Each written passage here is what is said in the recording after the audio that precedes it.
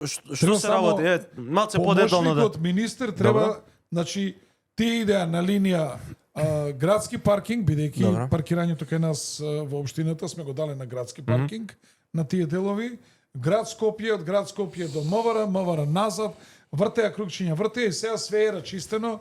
И сега чека 4 месеца кај помошникот министер за распоредување кај службеникот кој треба да го провери дека забелешки што имале се поправени и да стави подписи да уведеме зонско паркирање. Еве тоа е. До таму е дојдено.